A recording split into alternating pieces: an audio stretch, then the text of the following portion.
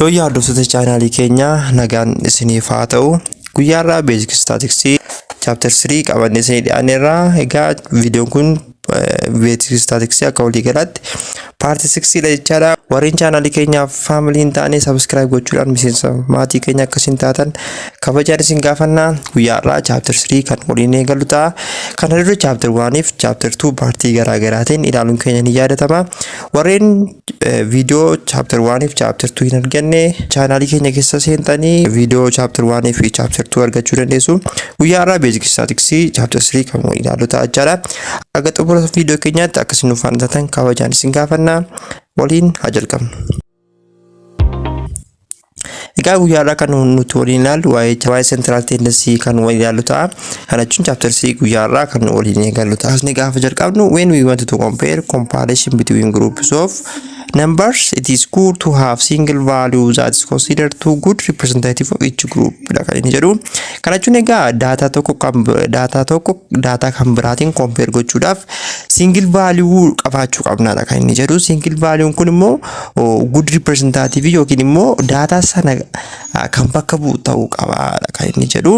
Fakkeenyaaf amma data barattoota irratti data barattoota yoo funaanne fakkeenyaaf Classii A keessa kana jechuun class A keessa barattoota 30 jira yoo ta'e, class B keessa immoo barattoota 35 jira yoo ta'e, data waa'ee umurii isaanii irratti yoo walitti qabanne as keessa barattoota classii A keessa jiranii keessa average value isaadha jechuudha. Barattoota sanaaf kan nuti baasnu. Akkasumallee class B daaf average value kan class B kan keessa baasnudha jechuudha. Sana booddeedha single value nuti compare gochuu dandeenyu jechuudha. Kana egaa single value jechuun maal jechuudha? Average yookiin immoo bakka bu'aa representative kan godhu jechuudha. Sababni isaas class A sana kan bakka bu'u average value nuti calculate goone sanadha jechuudha. Fakkeenyaaf class A keessa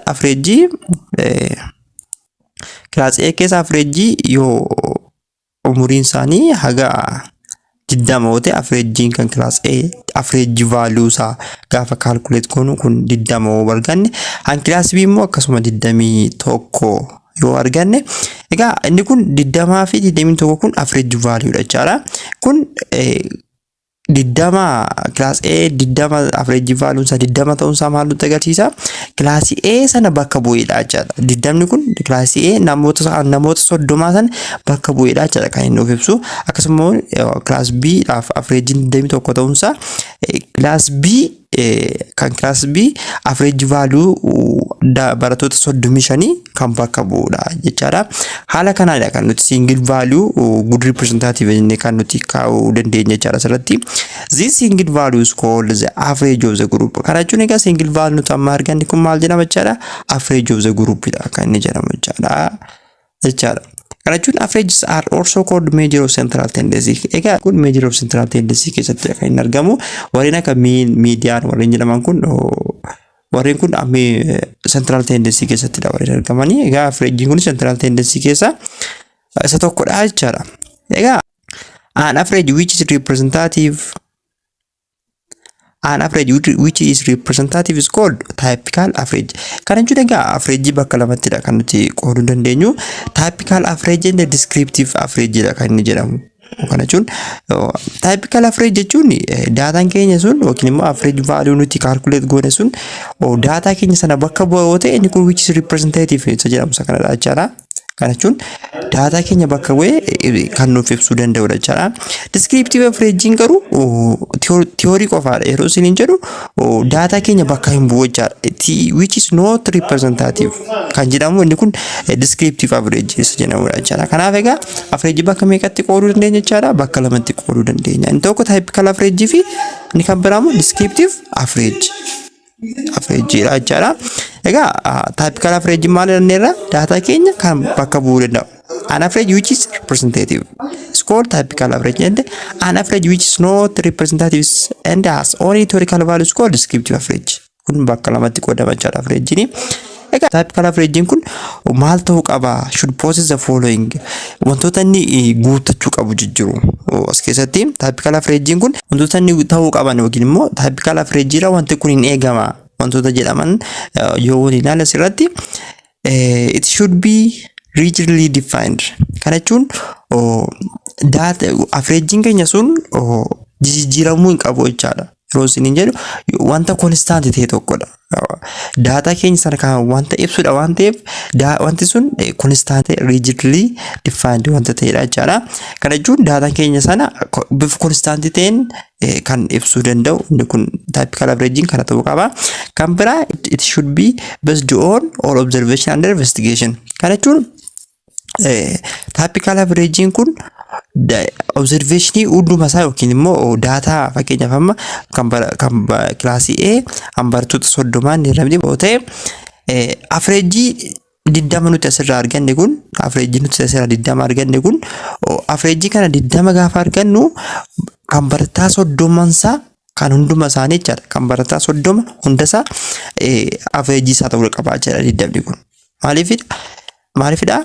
Typical averaging kun average data sana hundumarraa argame ta'uu qaba jechuudha. Kanaafidha. It should be based on all observation and investigation jechuun akkasiidha jechuudha. Kana jechuun barataa 29 ta'uu hin qabu jechuudha. Class A keessa barattoota 30 jira taanaan average class A sanaaf gaafa barbaannu ta'uu qaba jechuudha. Kan barataa 30 ta'uu qaba jechuudha. Kana jechuun it should be based on all observation ni jedhamu isa kanadha jechuudha. Kan biraa it should be as little as affected by extreme observation. Kana jechuun immoo average value keenya extreme value dhaan affect ta'uunsaa yookiin immoo extreme value observation extreme value ni jedhamu kun data tokko keessatti lakkoofsa baay'ee guddaa data baay'ee guddaa yookiin immoo baay'ee xiqqaa yeroo isin jedhu fakkeenyaaf amma kilaasii A keessa umurii barattoota yoo ta'e fakkeenyaaf umuriin isa tokko 21 kan isa tokko 19 kan isa tokko 18 kan isa tokko 21 akkasittiin yoo ta'e egaa as keessaa fakkeenyaaf kan isa tokko immoo 39 yoo ta'e egaa extreme value ni jedhamu ta 39 kan sababni isaas warreen kun naannoo wal fakkaataadha kan isaan jiran baay'ee wal irraa fakkaatan hin jiran mitiire inni 39 kun garuu baay'ee tokko keessa haayidha jechaadha. Akkasuma immoo yookiin average value sana keessa umurii barattoota kan keessa 10 yoo jiraate fakkeenyaaf amma warreen kaan 18 19 20 akkas ta'anii inni tokko 10 yoo ta'e inni kunis extreme value dha jechaadha kan inni jedhamu. Gabaabatti egaa extreme value jechuun maal jechaadha? Data warreen kaan irraa baay'ee tokko high yookiin immoo baay'ee tokko low inni kun extreme value dha jechaadha kan inni jedhamu. Egaa gara typical average kanatti gaafa finne ilaallu typical average kana keessatti egaa maal ta'uu qaba jechaadha? Typical averaging kun not affected yookiin immoo as little as affected by extreme observation. Kan inni ta'uu qabu baay'ee tokko affect ta'uu qabu jechaadha. Baay'ee tokko jijjiiramuu qabu. Yeroo isin jedhu amma average value 18 19 20 21 ta'e kan extreme value sun immoo gara 55 akkas yoo ta'e extreme value kun data average value keenya baay'ee tokko affect. Kan biraa it should be capable of further algebraic treatment. Kana yeroo jedhu immoo algebraic treatment kan irratti apply goonu inni kun average value kan irratti jechaadha. Algebraic treatment yeroo isin jedhu warreen akka summation garaagaraa jechaadha kan irratti apply goonudha. Inni kan biraa typical averaging kan inni ta'uu qabu it should be as little as affected by fluctuation of sampling. It should be as little as affected by fluctuation of sampling yeroo isin jedhu fakkeenyaaf amma sample tokko yoo population keenya keessaa fudhanne population yookiin immoo sample sun akka jijjiirameen mean value keenya jijjiiramuu qabu jechaadha. Baay'ee tokko jijjiiramuu qabu. Sababni isaas sample tokko fudhannee gaafa nuti population sample sanaaf average baasnu average sun maal ta'uu qaba? Population sana ibsuu qaba mitiire gaafa sample sun jijjiiramu population keenya baay'ee tokko ibsuu dhiisuu waan danda'uuf sababa kana sampling gaafa sampling yookiin immoo sample keenya jijjiirru baay'ee tokko affect ta'uu qabu jechuudha. Typical averaging kuni inni xumura it should be easy to calculate and simply to understand. Kan biraa hubachuudhaaf salphaa ta'uu qaba jechuudha. Sabab nama hundumaaf akka hubatamutti ta'uu qaba jechuudha. Typical averaging kun inni kun egaa warreen kun typical averaging wantoota isaan guuttachuu qaban yookiin immoo wantoota isaan ta'uu qabanidha kan inni nuuf ibsu jechuudha. Egaa erga kana ilaallee gara objectiviitti ce'uu dandeenya. Objectivii kana irratti immoo kan inni jedhu egaa average yookiin immoo typical average value kana barbaaduun yookiin immoo calculate gochuun maaliif barbaachise jennee gaafa ilaallu jalqaba irratti the data easily to compress the data easily.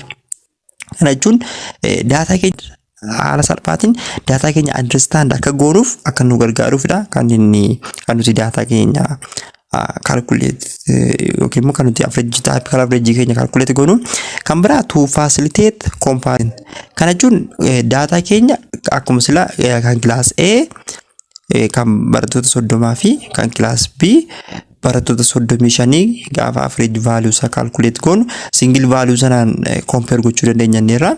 Kanaaf egaa to facilitate comparison inni jedhamu sakkasidha jechuudha. Compare akka goonuufidha. To make further statistical analysis. Kana jechuun immoo wantoota analysoota garaagaraallee kan akka hojjennuuf kan nu gargaaru inni kun meanidha jechuudha. Kanaaf egaa typical average jechuun wantoota kanadha. Wantoota kana guuttachuu qabu jechuudha.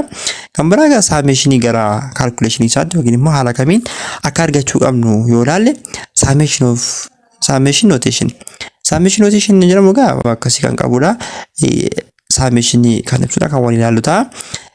Let x1, x2 up to xn be a number of measurement where n is the total number of observation, xi is observation.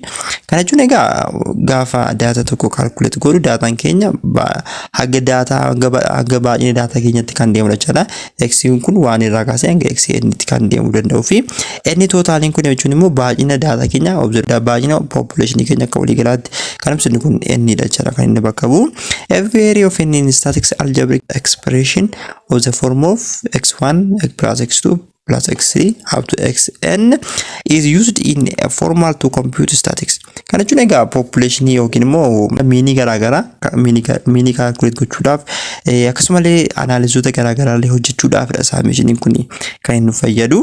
Kana yeroo isin jedhu fakkeenyaaf summation xi yookiin immoo data keenya barattoota 30 yoo ta'e akkuma sila ilaalle class A keessa barattoota 30 jira yoo ta'e summation kun egaa maal ta'a jechuudha kan barata I start from 1 jedhamu kun tokkorraa jalqabee haga n keenya meeqadha jechuudha n keenya haga barattoota 30ttidha jechuudha.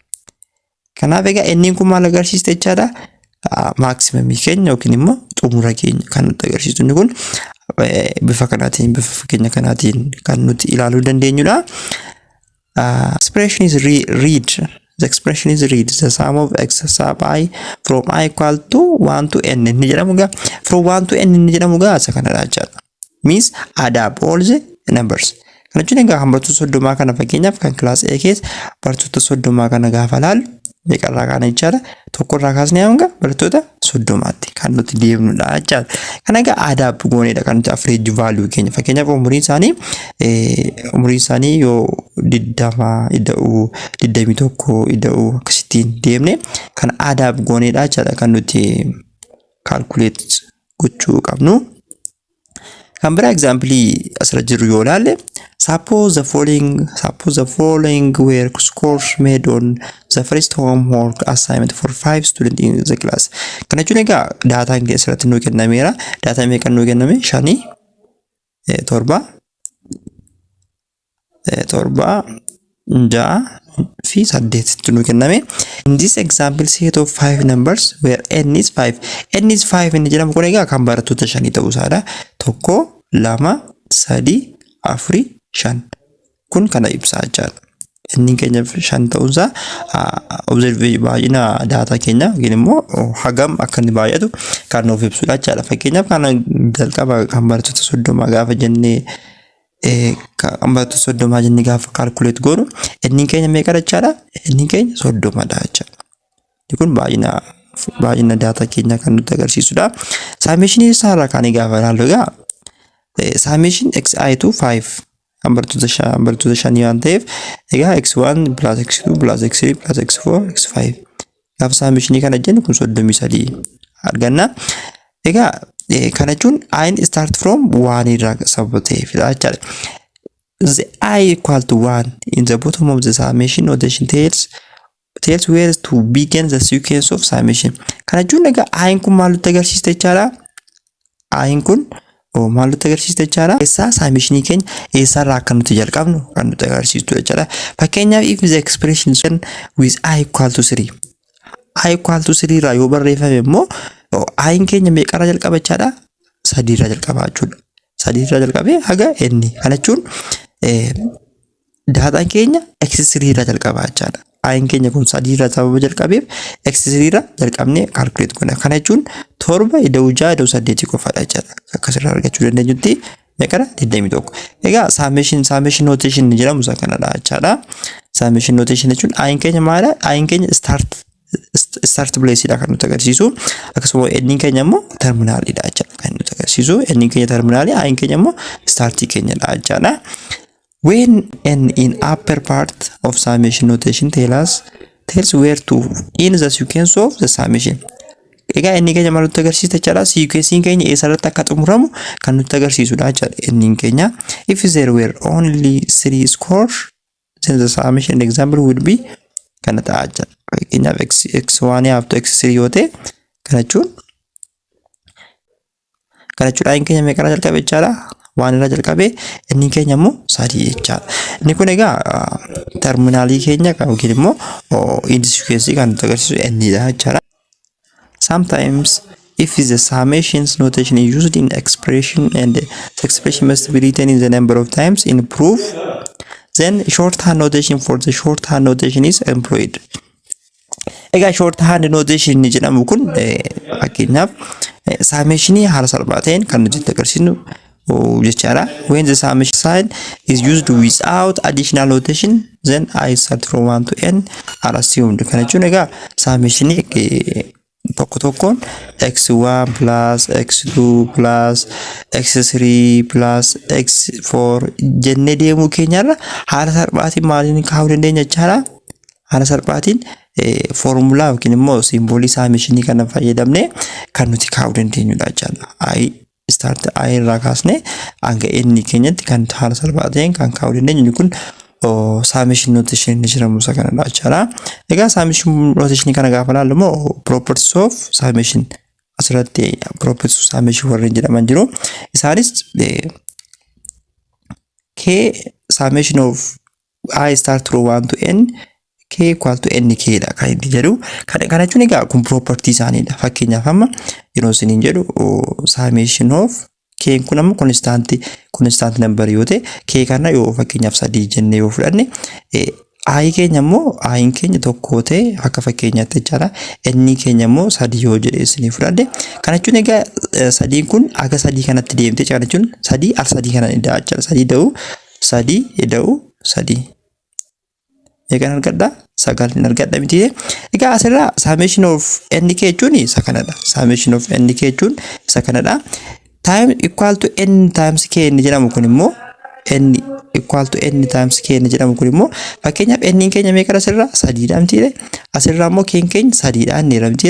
Kana jechuun 3 times 3 meeqa dhufa 9 dhufa jechaadha. Karaa kanaanis argachuu dandeenya. Inni kun property summationoonni qabanidha jechaadha. Yookiin up to n garuu asirratti kan hubachuu qabnu k keenya kun constant number gaafa isheen taatudha jechaadha.